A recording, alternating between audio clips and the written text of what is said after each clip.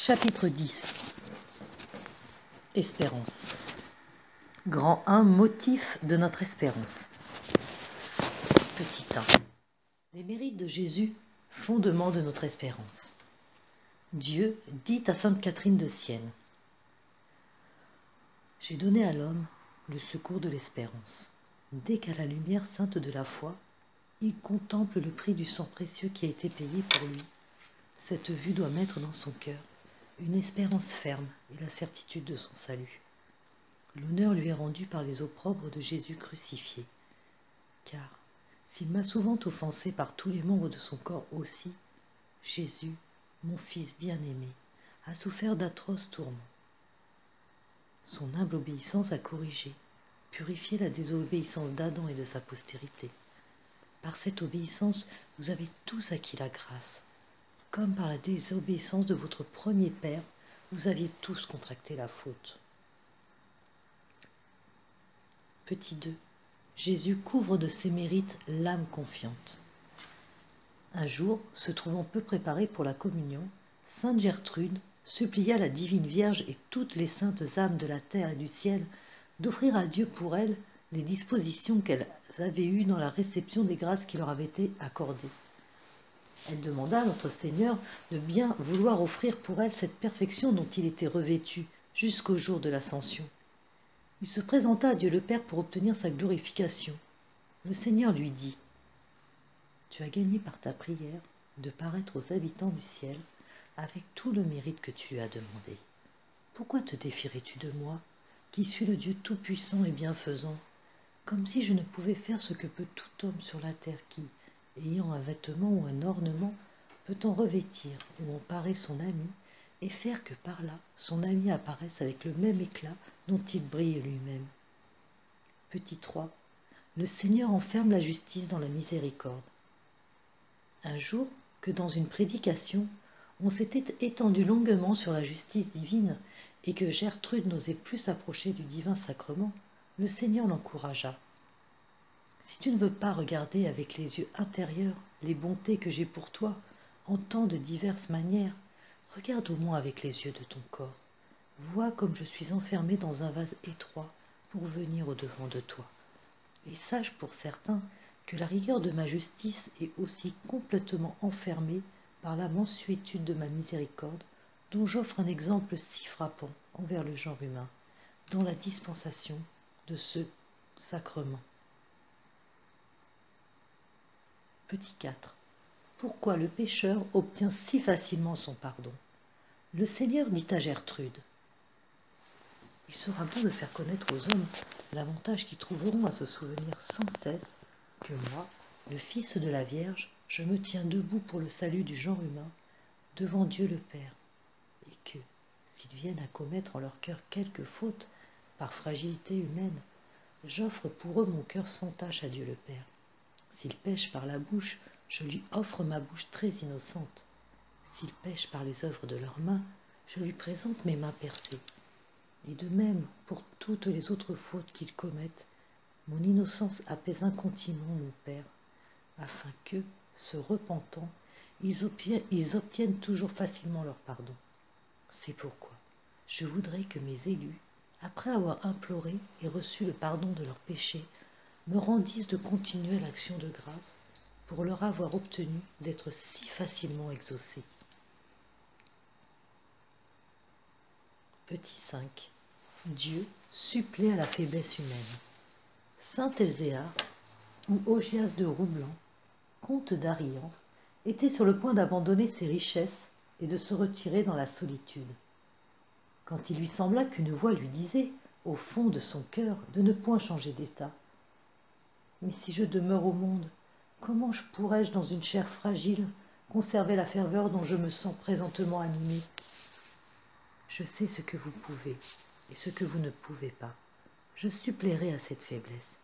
Gardez votre virginité et ayez confiance en moi. Petit 6. Dieu proportionne les épreuves aux forces de chacun. Gertrude, priant pour une personne affligée, reçut cette réponse: n'aie point de défiance. Je ne permets jamais que mes élus soient accablés au-dessus de leurs forces, et je suis toujours auprès d'eux pour régler le fardeau qu'ils portent. Une mère qui veut réchauffer son petit enfant tient toujours sa main entre le feu et l'enfant. Ainsi, quand je trouve à propos de purifier mes justes par la tribulation, je ne le fais pas pour les écraser, mais seulement pour les éprouver et les sauver. Petit 7. Pourquoi craindre quand Dieu est là? Sainte Thérèse, assaillie de grandes tribulations à cause de la fondation du couvent de Saint-Joseph d'Avila, fut rassurée par ces paroles du Seigneur. Ne sais-tu pas que je suis tout-puissant? Que crains-tu? Et il l'assura que le monastère subsisterait. Au sujet de son entrée dans son nouveau couvent, il lui avait dit d'entrer comme elle pourrait et qu'elle verrait ensuite ce qu'il ferait. En effet, Dieu lui vint en aide d'une manière admirable. Cette même sainte Thérèse, se trouvant un jour fort indécise à cause des difficultés qu'elle rencontrait dans ses fonctions, le divin maître lui fit ce tendre reproche. Que crains-tu? Quand est-ce que je t'ai manqué? Je suis le même aujourd'hui que j'ai toujours été. Ne laisse pas de faire ces deux fondations. La vénérable mère Marie de Sales reçut un jour une semblable leçon. Considérant la communauté a-t-elle raconté, je bénissais Dieu de toutes les grâces dont il l'a comblée. Nos sœurs, disais-je, sont vertueuses et faciles à conduire. Mais après moi, Seigneur, ajoutai-je avec un peu d'inquiétude. Aussitôt le Seigneur, prenant un ton de maître, répondit « J'y serai, moi. »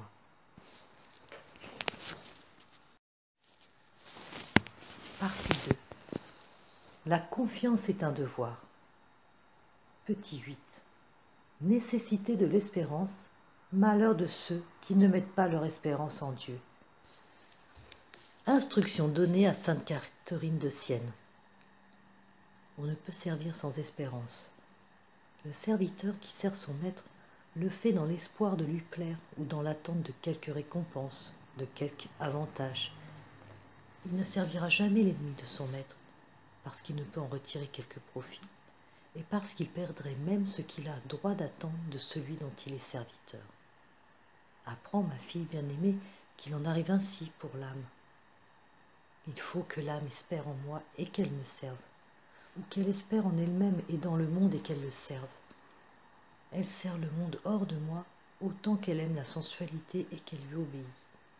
Si elle le sert, c'est qu'elle trouve dans ce service et cet amour un avantage, une jouissance qui lui plaît. Son espérance placée dans une chose finie est vaine et passagère. L'âme se trompe et n'atteint pas le but qu'elle désirait. Tant qu'elle espère en elle et dans le monde, elle n'espère pas en moi, puisque je hais le monde, c'est-à-dire les vains désirs de l'homme. L'âme, au contraire, qui espère en moi et qui me sert de tout son cœur, refuse nécessairement sa confiance au monde et ne saurait la placer dans sa propre faiblesse. Son espérance est plus ou moins parfaite, selon le degré de son amour pour moi, et c'est dans la même mesure qu'elle goûte ma providence. Ceux qui espèrent en moi et me servent dans le seul but de me plaire la goûtent mieux que ceux qui le font à cause du profit qu'ils en retirent ou du bonheur qu'ils trouvent en moi. Ces parfaits et ces imparfaits sont l'objet de ma plus tendre sollicitude, pourvu qu'ils n'espèrent pas en eux-mêmes. Car la présomption, cette espérance de l'amour-propre, obscurcit l'intelligence et la prive de la sainte lumière de la foi. Les présomptueux prennent la lumière pour les ténèbres et les ténèbres pour la lumière, et parce qu'ils ont mis leur espérance et leur soin dans les ténèbres, ils murmurent et tombent dans la patience. Vois, ma fille, quelle est la folie de leurs pensées. Comment peuvent-ils croire que moi, qui suis l'éternelle et souveraine bonté, je puisse vouloir autre chose que leur bien dans les petites choses que je permets tous les jours pour leur salut, lorsqu'ils savent par expérience que dans les grandes, je n'ai d'autre but que leur sanctification. Petit 9. Jésus réclame notre confiance. Comme sainte Marguerite Marie recevait souvent des communications de notre Seigneur, on crut, et on dit autour d'elle que le démon était l'auteur de tous ces faits extraordinaires. Elle en conçut de grandes craintes et fit tous ses efforts pour résister à l'esprit qui la conduisait. Mais raconte-t-elle, mon souverain se jouait de tout cela et me rassurait si fort qu'il dissipait toutes mes craintes au premier abord, disant: Qu'as-tu à craindre entre les bras du Tout-Puissant? Pourrait-il bien te laisser périr en t'abandonnant à tes ennemis, après s'être rendu ton père, ton maître et ton gouverneur dès ta plus tendre jeunesse, en te donnant de continuelles preuves de l'amoureuse tendresse de mon divin cœur, dans lequel même j'ai établi ta demeure actuelle et éternelle? Pour plus grande assurance, dis-moi quelle plus forte preuve tu souhaites de mon amour, et je te la donnerai. Mais pourquoi combats-tu contre moi qui suis ton seul, vrai et unique ami? Le Seigneur dit à sainte Mechtilde: repose ici, appuyé sur le cœur de celui qui t'aime, afin de ne pas t'inquiéter dans la prospérité. Repose ici, dans le souvenir des bienfaits de ton bien-aimé, et ne t'inquiète pas dans l'adversité. Françoise de la Mère de Dieu fut quelques jours en proie à une grande crainte d'être trompée. Elle pensait qu'elle méritait d'être damnée, sur quoi notre Seigneur lui dit: Dieu a tant aimé le monde qu'il lui a donné son Fils unique, afin que quiconque croit en lui ne périsse pas, mais qu'il ait la vie éternelle. Si vous croyez en moi, vous devez croire que vous serez sauvés. Petit 10. Point de défiance. La mère Marie du Divin Cœur hésitait depuis quelques jours à écrire quelques mots dictés par le Sacré-Cœur et destinés à un religieux. Pourquoi, dit Jésus, veux-tu le priver et retenir ces paroles de consolation? Je crains qu'elles ne viennent pas de vous. T'ai-je donc quelquefois trompé? Pourquoi doutes-tu de moi? À cause de mon indignité? Ne puis-je donc pas allumer le feu avec du bois mort? Plus ta misère est grande, et plus il y a de gloire pour moi à me pencher avec amour et m'abaisser vers toi. Je suis ton espérance certaine, dit un jour notre Seigneur à la mère Clément. Tu ne dois jamais entrer en défiance. Les âmes qui m'aiment espèrent toujours, et la fidélité qu'elles ont de tout attendre de mon amour les empêche d'être confondues. Petit 11. Jésus souffre de notre défiance. Une fois, raconte Jeanne Bénigne Gojos, le doux Sauveur me dit qu'il souffrait en moi, ce qui me fait entrer dans une humble et amoureuse recherche de la cause de cette souffrance. La cause de ma souffrance en toi, me dit-il, c'est que tu te laisses trop saisir par la crainte qu'on te donne que je ne sois pas l'auteur de tes grâces, ce qui fait que tu n'en tires pas le grand profit que j'en prétends pour toi et pour les autres. Par ces appréhensions, je suis à l'étroit dans ton cœur qui m'est si cher et dont le séjour m'est si délicieux. Si tu le tenais exempt de ces doutes qui te rendent pusillanime, tu me ferais un insigne plaisir. Et bénigne, quand mes grâces ne t'inspireraient que ce grand désir des souffrances, cet amour si ardent pour l'accomplissement de ma volonté, quand elle n'aiderait qu'à te conduire à mon intime union, ne ferait-elle pas assez en toi pour être estimée des grâces véritables? Fille ingrate, dit un jour le Sauveur à Anna Maria Taïgui, qui n'a pas voulu te rappeler tant et de si beaux avertissements, tant de commandements que je t'ai donnés. Tu t'es laissé vaincre par la tristesse et par le manque de confiance. Tu ne te rappelles donc plus que ton bien-aimé est là, ouvrant les bras pour te recevoir? Le Seigneur dit à Benigna Consolata, le 4 mai 1916, « Je puis en un moment réparer tout le passé d'une âme, pourvu que cette âme me traite en Dieu, c'est-à-dire qu'elle ne borne pas ma bonté par sa méfiance, qu'elle ne resserre pas ma miséricorde avec ses angoisses, qu'elle ne mesure pas mon amour au sien. » Petit 12. On ne croit pas assez à l'amour de Jésus. Marie, aimée de Jésus, ayant eu un doute sur la continuité des grâces extraordinaires qu'elle recevait, Jésus le chassa par cette parole de l'Écriture. « Mes délices sont d'être avec les enfants des hommes. Voilà, ajouta-t-il, l'arme avec laquelle tu dois te défendre des inquiétudes que le démon cherche à t'inspirer, et avec laquelle tu peux terrasser et réduire au silence tous les incrédules. » Comme on cherchait à lui inspirer beaucoup de crainte sur la voie, par laquelle notre Seigneur la conduisait, notre Seigneur lui dit: « Et moi, je viens te donner une crainte, mais elle doit te faire dominer toutes les autres. C'est celle de te défier de moi. Tu ne crois pas assez que je t'aime d'un amour très tendre, a dit Jésus à Gertrude Marie. Tu n'es pas assez pénétrée de cette pensée que tu dois être petite fille avec moi. Il y a en toi un sentiment de crainte trop grande que je veux que tu remplaces par un sentiment d'amour filial. Il faut que la joie surpasse la crainte.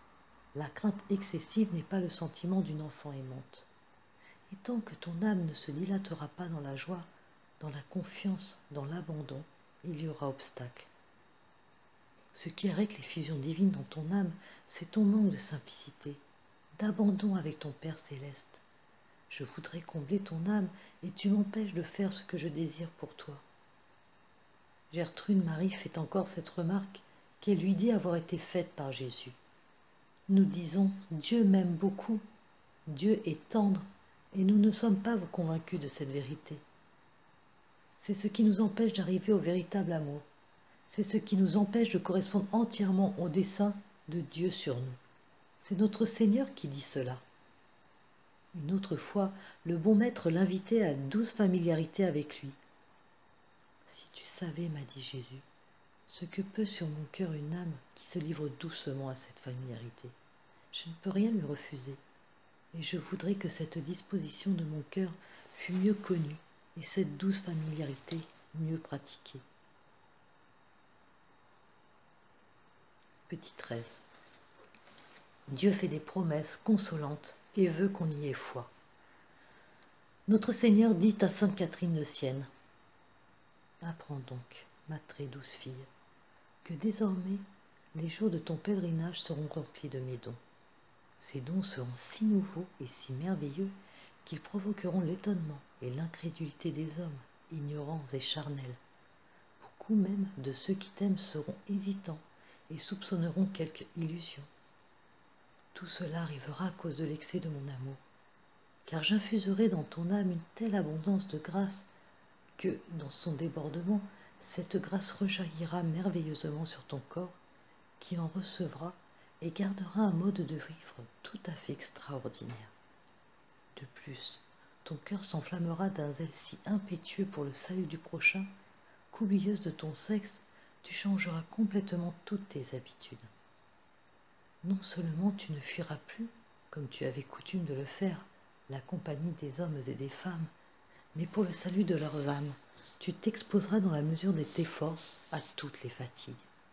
Beaucoup en seront scandalisés, de là des contradictions qui révéleront des pensées de bien des cœurs.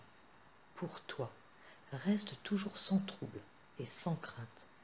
Toujours je serai avec toi et délivrerai ton âme de la langue perfide et des lèvres de ceux qui disent le mensonge.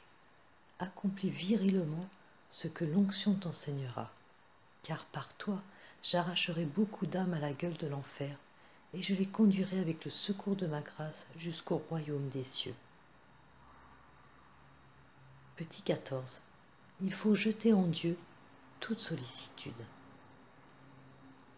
Jeanne Bénigne Gojos, alors chargée de la cuisine, ayant laissé un porc qu'on avait tué dans un lieu ouvert, craignait qu'il ne fût dérobé, car on bâtissait le monastère et les murailles de clôture et n'étaient pas encore élevées.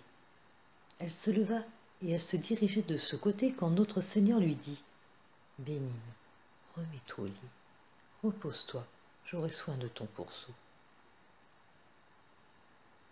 Elle obéit, mais dès le matin, elle courut voir si on ne l'avait pas emporté, sur quoi ce doux sauveur lui dit: « Ingrate épouse, ne suis-je pas assez puissant pour tenir ma parole? Quel besoin avais-tu de douter que je n'eusse gardé ce qui t'inquiétait? Tu tiens ton cœur trop à l'étroit. Je n'aime que les cœurs dilatés qui se laissent agrandir par l'amour et par la confiance. Ne fût-ce pas un manque de confiance que Moïse fut privé d'entrer dans la terre promise? Toute mon appréhension, a écrit Jeanne Bénigne, est de rendre stérile en moi les grâces qu'il m'accorde, et que mon divin laboureur ne trouve dans ma terre que des chardons et des épines. Mais mon Seigneur m'a dit: « Eh Bénigne, de l'épine je fais sortir la rose, et des montagnes les plus désertes l'or et le diamant. Oui, ma fille, espère et crois en moi. Le soin que j'ai de toi surpassera ton attente, et tu tireras d'une ferme confiance l'escarboucle, le diamant et l'or d'un vrai amour. Bien qu'en te remuant toi-même, tu crois que tu remues l'infection de toute misère. Souviens-toi que je t'aime, et que là où abondent la misère et la pauvreté, là aussi je verse ma miséricorde et la richesse de ma grâce. Petit 15. Notre confiance ne doit être diminuée ni par le souvenir de nos fautes, ni par la vue de notre faiblesse. Le Sauveur dit un jour à Marguerite de Cortone: « N'aie point de crainte sur la pleine et entière rémission de tes fautes. Je t'ai placé pour devenir la lumière éclatante de ceux qui sont assis à l'ombre de leurs vices, et un foyer de chaleur à ceux qui croupissent dans la tiédeur, afin qu'ils m'aiment avec ferveur. Je t'ai destiné à servir d'exemple aux pécheurs, afin qu'ils comprennent clairement que s'ils cèdent à mes inspirations, et s'ils se préparent à recevoir de moi leur justification, je suis toujours prêt à user envers eux de la même miséricorde dont j'ai usé envers toi. » Une autre fois que la même sainte s'humiliait et s'effrayait en même temps en pensant à son inconstance et à sa faiblesse, le Seigneur lui fit ce tendre reproche: « Marguerite, ma fille, aucun des saints n'aurait eu la force de supporter ces tourments si la grâce ne l'avait soutenu.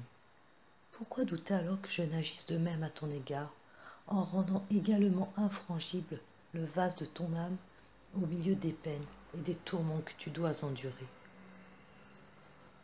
Le divin maître mit Bénina en garde contre le découragement. « Le plus grand mal que le démon fait aux âmes, lui dit-il un jour, après leur avoir fait commettre le péché, c'est la défiance. Tant qu'une âme a confiance, la route est encore ouverte devant elle. Mais quand le démon parvient à lui fermer le cœur par de la défiance, oh, comme il me faut lutter pour reconquérir cette âme. Écris, ma Béninia, écris pour qu'on le sache. Il est certain que 100 péchés m'offensent plus qu'un seul. Mais si ce péché unique était un péché de défiance, il me frapperait au cœur plus que les 100 autres. Car la défiance blesse mon cœur au plus intime. J'aime tant les hommes. » Sais-tu quelles sont les âmes qui profitent le plus de ma bonté? Ce sont celles qui ont le plus de confiance. Les âmes confiantes sont les voleuses de mes grâces. Écris donc que l'agrément que je trouve dans une âme confiante est indicible. J'avais mis une fois à Conte Benigna Consolata une petite statuette en métal représentant Jésus sur la feuille où j'écrivais. Un léger mouvement la fit tomber. Alors, la relevant, je donnai un baiser à Jésus et je lui dis: « Si tu n'étais pas tombé, ce baiser tu ne l'aurais pas eu. » Et lui me dit avec toute sa douceur: « Il en est ainsi, ô ma Benigna. Quand tu commets quelque faute sans attention, c'est comme un baiser que tu me donnes et que tu ne m'aurais pas donné si tu n'avais pas commis cette imperfection. » Petit 16. Jésus supplée à ce qui nous manque. Agnès de Langeac, pénétrée du sentiment qu'elle ne faisait rien de bon en sa charge de maîtresse des novices, suppliait notre Seigneur d'inspirer à sa prière de la lui ôter. Une voix lui dit: « Pourquoi ne veux-tu pas élever mes épouses et les perfectionner en mon amour? À quoi bon y apporter tant de difficultés? » « Eh bon Jésus, répondit-elle, ce sont mes grands défauts et mon extrême ignorance qui me rendent incapable de m'en acquitter. » En même temps, la voix lui dit par 3 fois: « Travaille, travaille, travaille, et je suppléerai à tout. » Petit 17. Nous devons demeurer confiants même quand nous ne sentons pas exaucés. Gertrude, priant pour les personnes qui s'étaient recommandées à elle, dit au Seigneur: « Quand revient-il, mon Seigneur, aux personnes pour lesquelles j'ai prié, puisqu'elles ne se sentent pas l'effet de mes demandes, ni n'en reçoivent aucune consolation? » Le Seigneur répondit: « Lorsqu'un roi, après une longue guerre, vient à faire la paix, ceux qui sont éloignés ne peuvent en avoir connaissance et l'ignorent jusqu'à ce que l'on leur mande en temps opportun. Ainsi, ceux qui sont éloignés de moi, par la défiance ou par d'autres défauts, ne peuvent sentir que l'on prie pour eux. Mais Seigneur, reprit Gertrude, il en est parmi ceux pour qui j'ai prié qui ne sont pas éloignés de vous. C'est vrai, répondit le Seigneur, mais celui à qui le roi veut faire connaître ses ordres par lui-même et non par d'autres doit attendre le temps favorable et la commodité du roi. C'est ainsi que je veux leur faire connaître par moi-même l'effet de tes prières autant qu'il leur sera le plus utile. Petit 18. Celui qui n'espère pas vaincre sera forcément vaincu. Le Fils éternel de Dieu parla en ces termes à sainte Brigitte, que quiconque veut combattre soit courageux à se mettre à l'œuvre. S'il tombe, qu'il se confie, non pas en ses propres forces, mais en ma miséricorde. En effet, celui qui se défie de ma bonté, se disant à lui-même, si je commence à mortifier ma chair, à jeûner, à veiller, je ne pourrai pas persévérer, je ne parviendrai pas à éviter le péché. Celui-là tombe à bon droit. Donc, que celui qui veut soutenir le combat spirituel se confie en moi, qu'il espère accomplir ses desseins avec l'aide de ma grâce, puisqu'il soit résolu à faire le bien, à éviter le mal et à se relever autant de fois qu'il tombera. Fin de la partie 2. Troisième partie.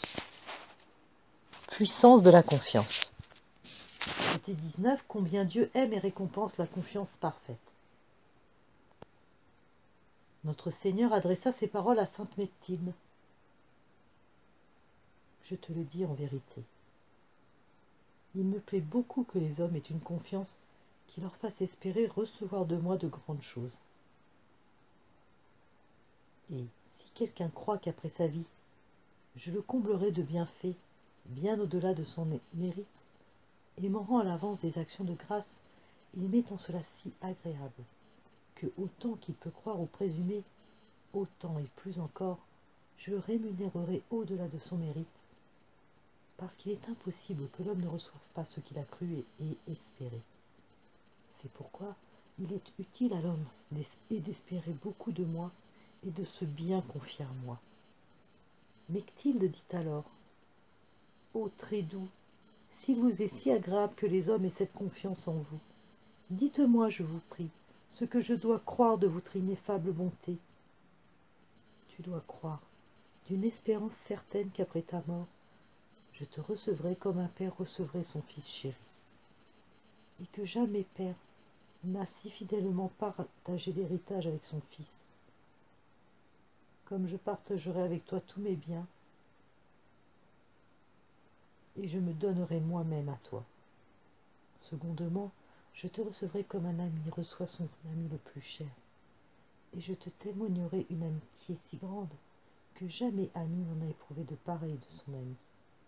Troisièmement, je te recevrai comme un époux reçoit sa nouvelle épouse qu'il aime uniquement, avec une telle affluence de douceur et de délices, que jamais époux n'a tendrement charmé son épouse, comme je te comblerai de tendresse et t'environnerai du torrent de ma divinité. La sainte dit à Jésus, que donnerez-vous à ceux qui croiront et se fieront à vous pour ces promesses? Je leur donnerai un cœur reconnaissant qui leur fera recevoir tous mes dons avec gratitude. Je leur donnerai un cœur aimant avec lequel ils m'aimeront fidèlement. Enfin, je leur donnerai un cœur avec lequel ils me loueront à la façon des habitants du ciel qui, me louant dans l'amour, me bénissent toujours. Petit 20. Dieu ne refuse rien à l'âme confiante. Comme une personne interrogeait le Seigneur sans en obtenir de réponse, et qu'elle s'en étonnait, le Seigneur lui dit, « Je t'ai fait attendre ma réponse parce que tu n'as pas de confiance aux opérations intérieures que j'ai la bonté d'opérer en toi. » Bien différente en cela de ma bien-aimée Gertrude, qui, fortement enracinée dans la vertu de confiance, s'en rapporte en tout à ma bonté. Aussi ne lui refuserai-je jamais rien de ce qu'elle pourra me demander. Une fois, priant le Seigneur pour plusieurs affaires, Gertrude entendit cette réponse. Sache que toutes tes demandes seront exaucées. Plusieurs consultaient Gertrude dans leurs doutes et en particulier lui demander si pour tel ou tel motif il devait s'abstenir de la communion. Elle les rassurait, parfois même elle les y obligeait presque de force.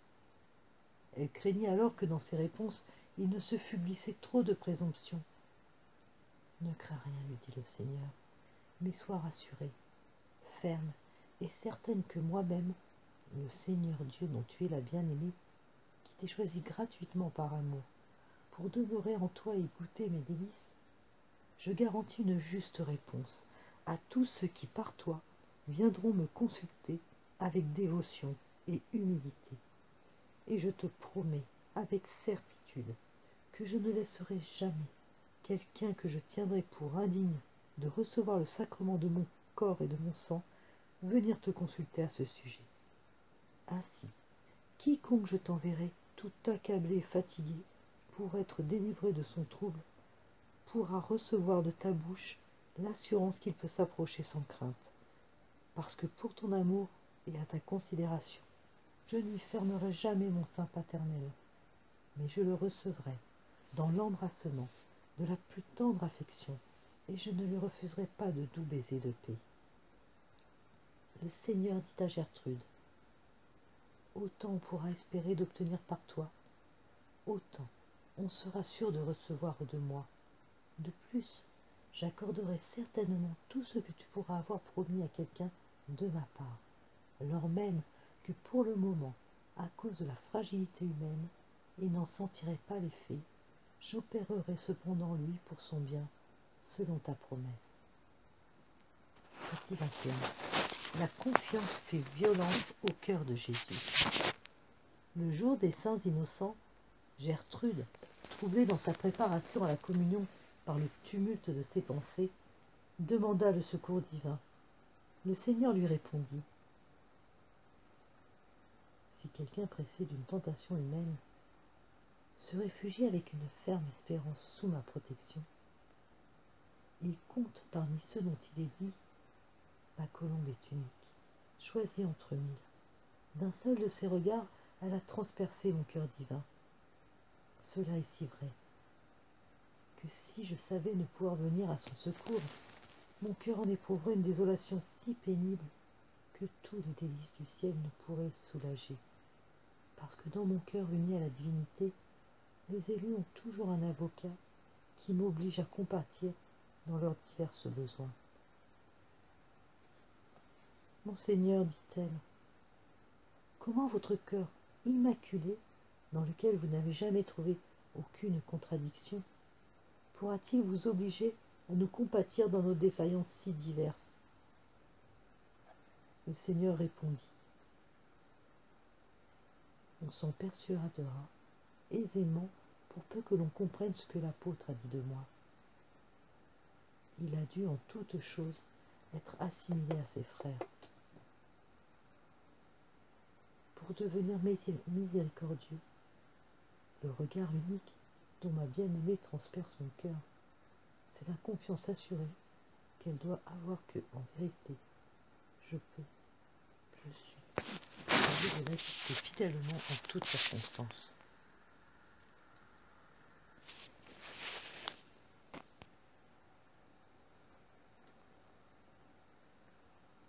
Parce que la confiance fait une telle violence à la tendresse, que je ne puis en aucune manière lui faire défaut. Monseigneur, reprit Gertrude, puisque la confiance est un bien assuré, que personne ne peut l'avoir sans votre don, en quoi peut démériter celui qui en est dépourvu? Le Seigneur.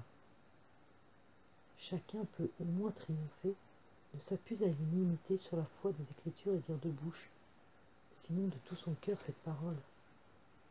Quand même je serais plongé dans la profondeur de l'enfer. Vous m'en délivreriez. Ou celle-ci de Job, lors même que vous me tueriez. Cependant, j'espérerai en vous et autres semblables. Petit 22. La confiance obtient des conversions.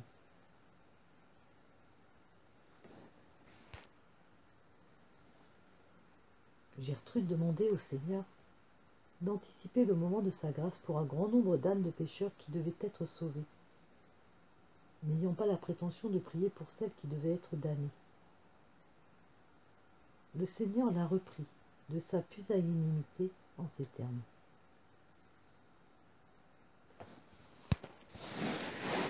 La sainte demanda alors le salut d'un grand nombre d'âmes vivant en état de damnation, et sa prière fut exaucée.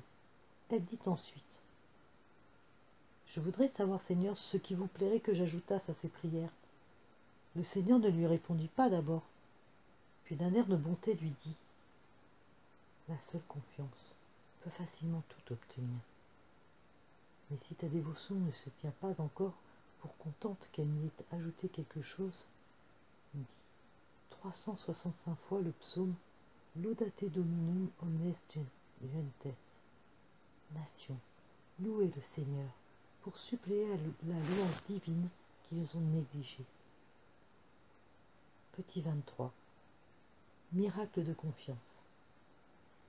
Saint Bénézé, berger, fondateur dans la congrégation des frères pontifes d'Avignon, de 1165 à 1184, faisait paître son petit troupeau le 13 septembre de l'année 1177, lorsqu'il y eut une éclipse totale de soleil.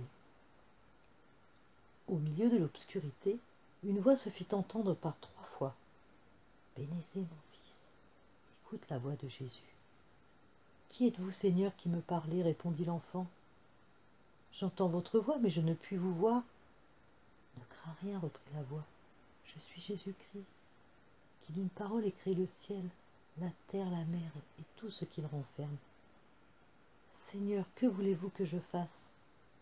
Je veux que tu laisses le troupeau, que tu gardes et que tu ailles bâtir pour moi un pont sur le Rhône.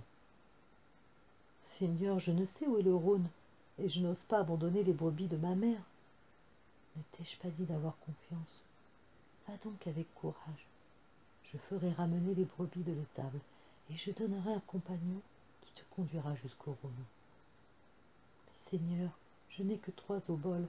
Comment ferai-je un pont sur le Rhône? Tu le feras, mon fils, par les moyens que je te donnerai. L'enfant obéit, partit pour exécuter les volontés du ciel. Il rencontra un ange, sous la figure d'un pèlerin, portant un sac de voyage et un bâton. Il dit à l'enfant: « Viens avec moi sans crainte. Je te conduirai à l'endroit où tu dois construire le pont de Jésus-Christ, et je te montrerai ce que tu as à faire. » Arrivé sur les bords du Rhône, à la vue de la largeur du fleuve, Bénézé s'écria: « Il est impossible que je fasse un pont ici. »« Ne crains rien, répondit l'ange, car l'Esprit Saint est avec toi. Va vers cette barque que tu vois là-bas. Le batelier te fera passer le fleuve. Tu entreras dans la ville d'Avignon et tu te présenteras à l'évêque et à son peuple. » Bénézé, après bien des difficultés, parvint à construire le pont. Il forma la corporation des frères pontifes d'Avignon, destinée à veiller à la conservation et à la réparation du pont et à loger les pèlerins. Fin du chapitre 10.